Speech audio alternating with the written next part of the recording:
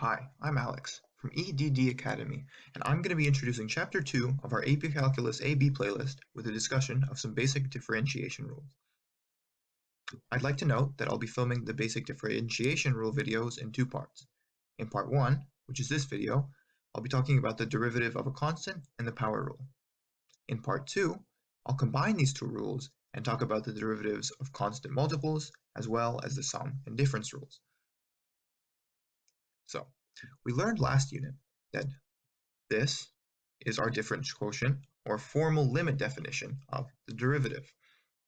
However, applying this method to compute the derivatives of more complex functions gets rather tedious, so we need to find some other methods to simplify the process. Our first differentiation rule regards how to take the derivative of a constant. But first, we must think, what does the graph of a constant look like? Also, because we're analyzing the function graphically, what would the derivative mean graphically? So here's an example. This is the graph of y equals 3, which is clearly a constant. And we need to think about the graphical definition of the derivative. And what that is the slope of the tangent line at every point on this graph. So we can look at that, we can analyze that at different points on the graph y equals 3, and we notice that they're all the same. We try to draw a tangent line at every point, they're horizontal lines. So what does this mean? It means that the slope is 0. Let's look at another example. This is the graph of y equals -2. We can see the same things, even if it's vertically shifted. The slope at every point is a horizontal line with slope 0. So what does this mean? So here's rule 1. The derivative of a constant is 0 because the slope of the tangent line at any point on that function is 0. However, if you're not yet convinced, we can also compute the derivative of a constant algebraically. So let's do that. Using the formal definition of the derivative, we say that dx of a constant c is equal to the limit as h goes to 0 of f of x plus h minus f of x all over h. And plugging our function c in for any general constant, we see that this is the limit of c minus c over h as h goes to 0, which is just 0. Thus, the derivative of a constant equals 0. The next rule we'll be looking at is the power rule. So you may ask, where exactly can we apply the power rule? Or what types of functions can we use the power rule on? And the answer to that is basically any function raised to a power. Some examples are x squared, x cubed, and we can also do fractional exponents. Let's say x to the 5/2, and we can also do negative exponents. So let's say x to the -1/2. And once again, because this is kind of harder to look at graphically, we'll start with the limit definition.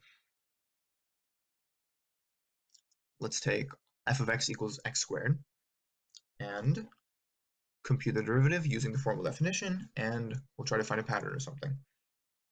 So this computes to, if we want to take the derivative, equals, let's just write this out.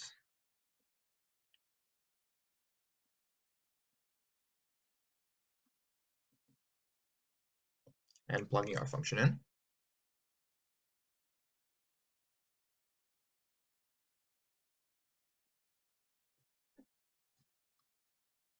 Expanding this term right here.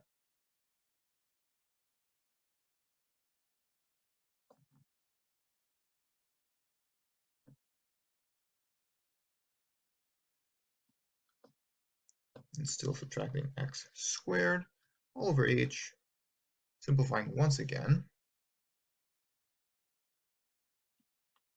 We can combine like terms. We see that negative x squared and x squared cancel. So we have 2xh plus h squared all over h. We can factor out an h here on the numerator.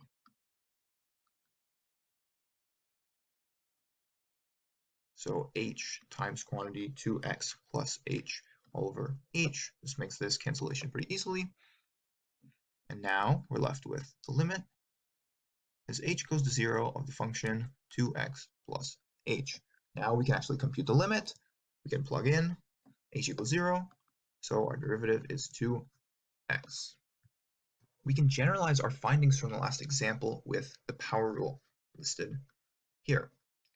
If we consider our example from last slide, we took the derivative of x squared. If we apply the power rule we have here, we take our n, which is 2 in this case, and now it's the coefficient of our x function, so 2x, and we take n, which we said was 2, subtract 1 for the exponent. So 1, we have 2 times x to the first power, which can also be written as 2x, as we saw last time. Now, just to kind of consolidate our knowledge even more, we're going to look at a couple more examples. I've listed the power rule here on the side if you need reference. So we're taking the derivative of the function 1 over the square root of x. So coming into calculus, you should be pretty familiar with negative and fractional exponents. So if you are, you can see that we can rewrite this as the derivative of x to the negative 1/2, and that makes it a lot easier to apply our power rule. Doing so, we have negative 1/2 times x to the, so this is our n, and we want to subtract 1 for our exponent, so negative 1/2 minus 1 is negative 3/2, so our exponent is negative 3/2. We can simplify this a little bit, bring the 2 to our denominator, write 1 over negative 2 times x to the 3/2. That's our derivative. So here is our second and final example using the power rule. So once again, we want to take the derivative of the function x to the 3/2 power. This is a lot easier to visualize from the last question. We don't need to manipulate anything because it's already in a fractional exponent. So we can write that. Take the derivative, bring 3/2 as a coefficient, times x, and 3/2 is our n. We want n minus 1, and 3/2 minus 1 is 1/2. So we have 3/2 times x to the 1/2 power. We can kind of rewrite this as 3 times the square root of x over 2.